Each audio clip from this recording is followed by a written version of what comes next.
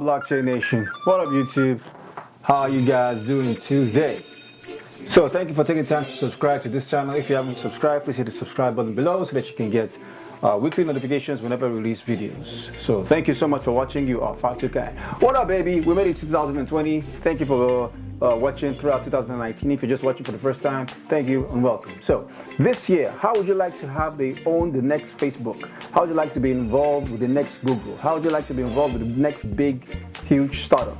Wouldn't it be awesome if you were at the very inception when Facebook became live, or at that very first meeting when Zuckerberg got everyone together, or whatever it is? Wouldn't it just be great to be at the beginning of something that's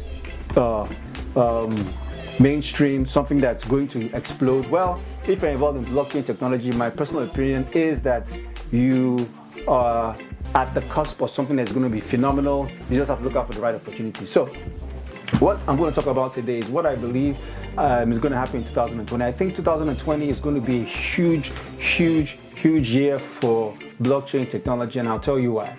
So first question I'll ask is it possible that wherever you live in the world, that your country or your economy might just become go through a very hard time? Is it possible that your currency becomes toilet paper? Or is it possible that the government can just go into your bank account and take everything that you own? Well, if your answer to that is no, I'm here to let you know that it is actually possible, and it's happened in different parts of the world. Firstly, I want you to take your time I'm going to put some links below, and let's look at this. This is Venezuela. There was a crisis in Venezuela, and it was triggered by a lot of things: economics, inflation, unemployment, debt. And when that happened, the whole country just went absolutely crazy. It's not only happened in Venezuela, it's actually happened in Germany very long time ago, before World War I. And anyway, bottom line is that this happens all around the world. If you look at this, in 2012, 2013, this was what we call the Cyprus haircut. The government actually went into people's bank accounts. If you had over 100,000 euro, they would take everything. So for example, if you have 500,000 euro and you have saved it for your whole life, the government actually went into people's accounts, took 400,000 and left them with $100,000, 100,000 euros. Isn't that crazy? Business owners had 2 million euros, and just like that. And it happened in Cyprus. And I know what you're thinking: no, it can't happen in this part of the world. I live in India, I live in the US. Well, let's look at India. At the time I'm recording this video,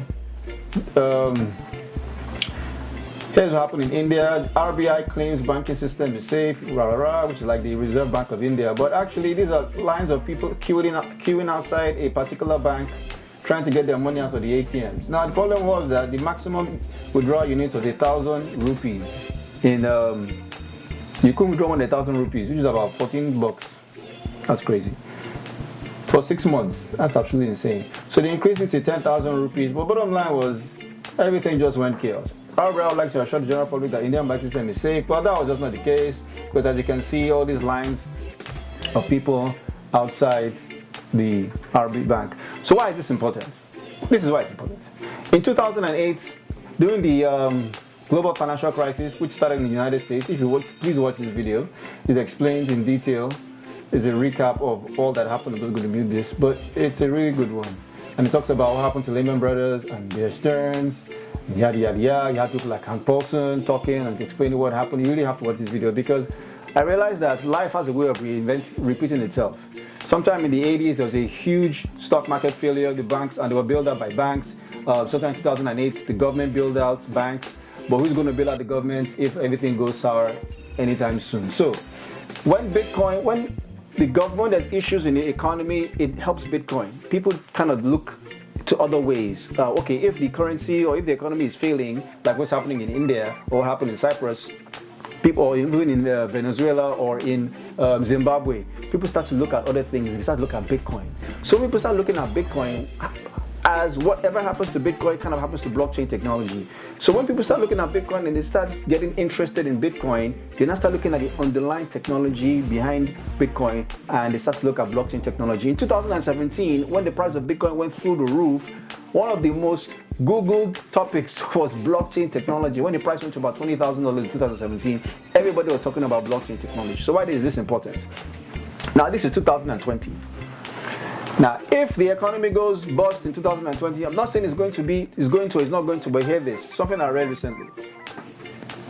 Anytime there's a financial crisis, usually 6 things happen. This happens in 2008, run up to 2008. One, a bubble emerges and grows on low interest rates. So if you read the story of what's that documentary, 2008 up to 2008, interest rates were low. People were buying houses, betting on the housing market. There's more information about that, but watch the video. So here's the point. My point is the first thing that happens is a bubble emerges and grows on low interest rates. The second thing is that experts say that everything is fine and growth will continue, right? Have you heard that before? Everything is great. Donald Trump said something sometime last year, and he was talking about how this is going to be good, the economy is growing, everything is going wonderful. Then the Fed begins to raise interest rates. That's the third thing that happens. Now, when this happens, this is when the Fed is about to hit the shan. Because all the while they're reducing interest rates, and just at the point where they start to raise interest rates, which is the third thing that happens, the fourth thing is that the economy now begins to slow down just after they raise interest rates. And finally, the bubble bursts just before an election. In 2008, George W. Bush was president and he was handing over to Barack Obama just when this whole thing happened. Now this year is an election year. It usually happens in an election year. It didn't happen in 2016. This is 2000. Could it be 2020? Could it be 2024? I don't know. But if it happens this year and we enter another recession, then baby, everybody's going to be running through the hills and looking at other options. So if you're involved in blockchain technology, if you're involved in Bitcoin and Ethereum, in understanding how the applications work, and even if you're not a technical person and you just have information, look, the careers that are going to pop up in this industry have not even been defined yet. So just have the knowledge, have the information, know enough about it. You don't even have to be a programmer. Have all the information, have all the knowledge, so that when the fit hits the shan, or if the fit hits the shan, you are in a perfect position to take advantage of that. Because when things get bad, a lot of people kind of withdraw and hide for the hills. But people who become millionaires take advantage in perilous times. So this might just be another video and maybe nothing happens, who knows? But it's better to be prepared for an opportunity and it doesn't happen than not be prepared and it does happen. So this year, if this thing happens this way because it's an election year, and if interest rates the Fed begins to raise interest rates, and every single thing that I've just said happens like it happened in 2008, running up to 2008, and the economy tanks in the United States, is going to tank wherever else in the world. It's just the way it is. Wherever the US goes, every other country seems to it's like a house of cards. And if that happens, you need to be prepared. You need to be prepared financially. You need to have the information. And if you are involved in this industry, then I want to say you are definitely in the right place. So tell me what you think. Make your comments in the link below. And look out for my next video and watch the previous video before this. I'll put also links before. All right, guys. Till next time, welcome to 2020. But my wish for you is that you learn about blockchain technology, because blockchain is changing and will change the world. And those who get involved early, in my personal opinion, will greatly impact the future. And if that's you, then let's go change the world.